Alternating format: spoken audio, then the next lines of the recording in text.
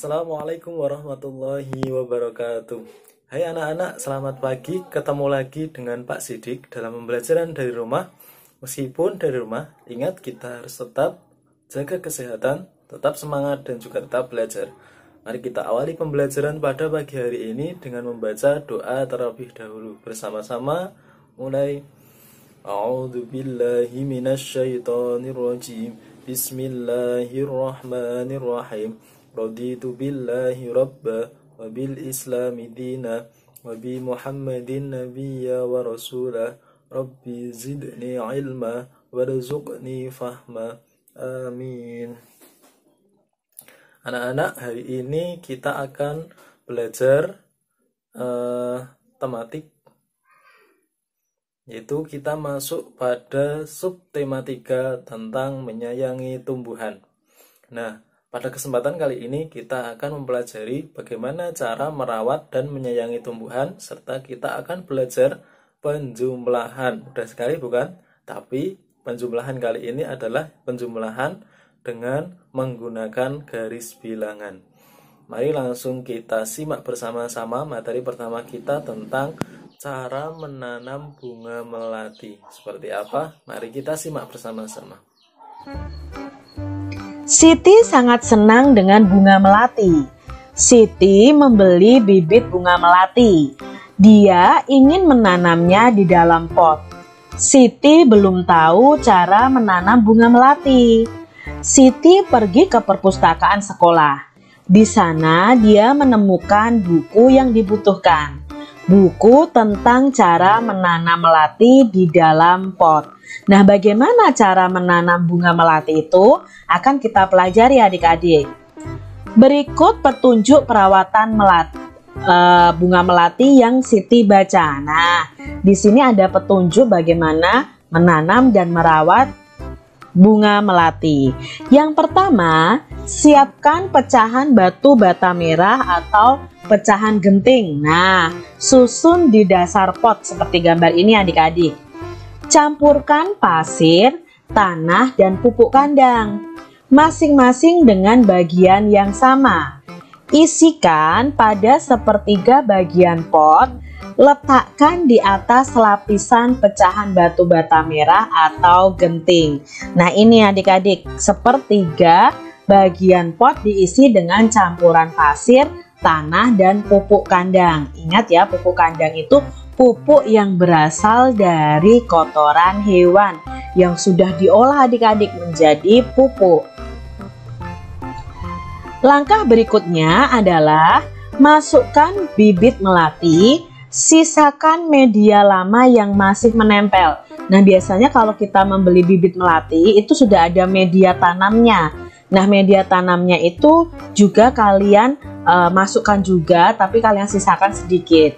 Tujuannya agar tanaman baru dapat beradaptasi dengan media yang baru. Lalu setelah itu campurkan pasir, tanah, dan pupuk kandang lagi. Masukkan ke dalam pot tadi. Jangan diisi penuh. Sisakan 2 cm dari bibir pot untuk memudahkan penyiraman. Nah, ini tadi cara menanam bunga melati. Pastikan tanaman dapat berdiri kokoh. Siram tanaman dengan air secukupnya. Jangan banyak-banyak ya adik-adik. Lalu bersihkan bagian luar pot dari kotoran dan letakkan pot di tempat yang diinginkan. Nah, itu tadi bagaimana cara merawat tumbuhan, yaitu dengan cara menanam pohon atau bunga melati. Nah, selanjutnya kita akan mempelajari bagaimana cara membuat dan merawat tanaman gantung. Mari kita simak bersama-sama percakapan berikut ini. Ayo membaca. Membuat dan merawat tanaman gantung. Siti dan Lani sedang mengamati tanam-tanaman di sekolah.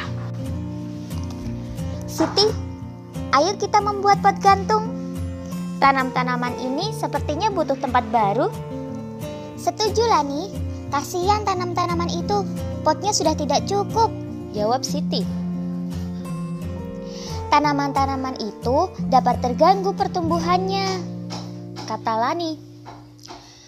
Mari kita segera buat pot gantung itu. Apa saja yang dibutuhkan? Tanya Siti.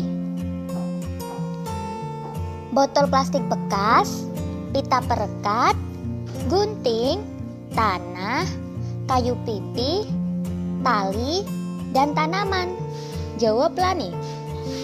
Lalu bagaimana cara membuatnya? Tanya Siti. Yang pertama, kita potong bagian bawah botol. Kemudian, rekatkan pita perekat ke sekeliling bagian yang dipotong, jawab Lani. Baik, setelah itu, lanjut Siti. Buat 4 lubang di bagian berperekat. Masukkan tanaman ke dalam botol pelan-pelan. Rapikan dan sebar akar tanaman ke seluruh bagian botol. Kemudian, masukkan tanah hingga 3/4 isi botol. Sejauh ini tidak sulit. Lanjutkan Lani. Masukkan tali plastik ke dalam lubang. Gantung menggunakan paku di dinding. Tutup bagian yang terbuka dengan kayu pipih, jawab Lani. Mari kita ajak teman-teman yang lain untuk membuatnya, kata Siti. Ini adalah cara membuat pot gantung adik-adik. Kalian siapkan botol plastik ya ini ya. Lalu kalian potong itu bagian bawahnya sehingga membentuk seperti ini. Lalu kalian bisa masukkan tanamannya, lalu masukkan tanahnya, lalu kalian lubangi untuk kalian kasih tali supaya bisa digantung di dinding. Oke, itu tadi cara membuat dan merawat tanaman gantung. Nah, kalian bisa melihat contohnya itu ketika di sekolahan. Nah, di depan kelas itu ada tanaman-tanaman gantung yang dibuat oleh Pak Marno. Selanjutnya kita akan mempelajari penjumlahan dengan garis bilangan berikut ini. Di sekolah Siti ditanam pohon sirih. Sirih adalah tanaman yang tumbuh merambat. Daunnya berbentuk jantung dengan ujung daunnya runcing. Panjang daun sirih sekitar 5-8 cm dan lebarnya 2-5 cm. Jika daunnya diremas, akan mengeluarkan bau khas. Nah, Siti dan teman-temannya akan mengukur panjang pohon sirih. Sebelum mengukur panjang pohon sirih, Siti dan teman-temannya belajar tentang garis bilangan. Adik-adik, kita akan belajar tentang garis bilangan. Apa sih garis bilangan? Yuk kita simak bersama-sama. Kita amati bersama garis bilangan di bawah ini. Nah, di sini Kak Citra sudah membuat garis bilangan. Garis bilangan itu dimulai dari angka 0. Setelah angka 0 secara berurutan angka 1, 2, 3, dan seterusnya sesuai dengan angka yang kalian butuhkan. Jadi kalau kalian membuat garis bilangan, garis dulu di buku kalian menggunakan penggaris, lalu di bawahnya kalian tulis angka 0 sampai angka misalnya di sini 10 dengan jarak yang sama masing-masing angkanya. Ini adalah garis bilangan. Tulislah angka yang seharusnya menempati huruf pada garis bilangan di bawah ini. Coba adik-adik buat garis bilangan seperti ini. Nah, di sini ada huruf ya yang seharusnya terisi angka. Nah, kita mau cari tahu nih, huruf berapa yang angka berapa yang menggantikan huruf S ini. Nah, kira-kira angka berapa ya? Habis angka 0 dan sebelum angka 2. Maka di sini seharusnya angka 1. Lalu di sini ada huruf L. Ini huruf L kecil ya adik-adik ya. Nah, setelah angka 2 adalah angka 3. Jadi huruf L ini harusnya adalah angka 3. Angka 4 lalu R. Nah, R ini berapa angkanya? Ya, R ini angkanya adalah 5. Setelah 5, 6, 7, lalu I-nya berapa adik-adik? Nah, ini 8 ya. Di sini Kak Citra tidak tulis nih. Langsung ke H. Nah, I-nya harusnya 8. 9 hanya berapa? Ya, hanya adalah 10. Itu cara menuliskan angka pada garis bilangan. Pohon sirih yang baru ditanam berada di posisi A atau posisi angka 0. Nah, di sini setelah beberapa waktu, panjang pohon sirih ada di posisi B, yaitu di angka 2. Nah, di sini dari posisi A ke posisi B ini berpindah 2 satuan. Kita dapat menuliskan bentuk penjumlahannya seperti ini. Tadi awalnya, titik awalnya di angka 0. Jadi 0 berpindah 2 satuan. Berarti 0 ditambah 2, maka titik terakhirnya adalah di angka 2 di B ini. Maka jawabnya adalah 2. Jadi dari garis bilangan ini kita bisa menentukan bentuk penjumlahan. Kak Citra punya contoh lain. Selesaikan penjumlahan di bawah ini menggunakan garis bilangan. Yang pertama adalah 5 ditambah 2. Kita gambar dulu garis bilangannya. Maka letak awalnya adalah angka 5. Nah, kita buat lengkungan garis seperti ini. Dari 0 ke angka 5. Ini adalah titik A tadi, titik awal. Lalu ditambah 2. Nah, dari 5 ini kita geser 2 adik-adik. 1, 2. Berarti dari A ini menuju ke angka 7. Ini adalah B-nya. Ingat, B ini adalah hasil akhirnya. Jadi, kita hitung dari 0 sampai 7, itu ada 7 satuan. Maka 5 ditambah 2 sama dengan 7. Contoh soal berikutnya adalah 6 ditambah 3. Langkah pertama kita membuat garis bilangan. Adik-adik pasti langsung bisa sih 6 ditambah 3. Tetapi di sini Kak Citra mau menerangkan tentang penggunaan garis bilangan pada penjumlahan. Ya, pertama angka 6. Nah, berarti kita buat dulu garis dari 0 sampai 6. Ini letak titik A.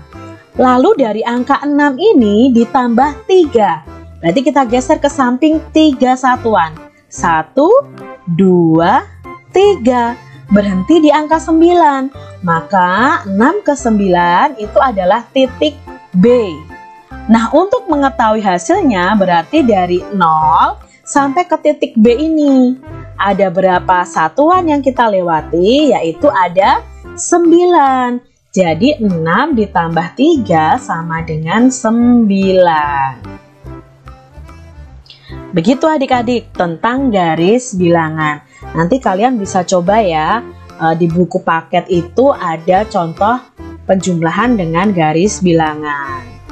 Siti sedang membantu ibu merapikan lemari baju. Di lemari baju ada beberapa kain batik milik ibu. Siti memperhatikan motif yang ada pada kain batik. Ada bermacam-macam motif daun dan bunga. Siti sangat tertarik dengan motif daun dan bunga. Setelah membantu ibu, Siti menggambar hiasan dengan motif tumbuhan. Ini adalah contoh gambar motif dengan tumbuhan atau daun dan bunga. Nah, adik-adik kalian bisa membuat gambar hiasan itu sesuai dengan apa yang menjadi imajinasi kalian. Atau bisa disebut juga dengan gambar imajinatif. Nah, untuk gambar hias sendiri kalian bisa memilih daun, bunga-bunga untuk kalian gambar.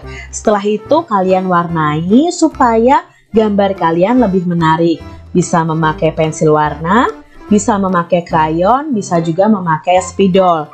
Tentunya dari ketiga alat warna ini memiliki hasil warna yang berbeda-beda. Dari pensil warna misalnya hasilnya itu tipis adik-adik ya, tipis dan tidak terlalu tebal adik-adik. Sedangkan untuk Yang memakai krayon itu pasti tebal adik-adik, hanya saja sedikit kasar. Untuk yang memakai spidol itu tebal dan halus. Kalian bisa menggunakan alat mewarnai ditambah lagi dengan cat air. Nah, itu tadi adik-adik peralatan yang digunakan untuk mewarnai gambar hiasan. Kalian bisa praktekkan di buku gambar kalian masing-masing.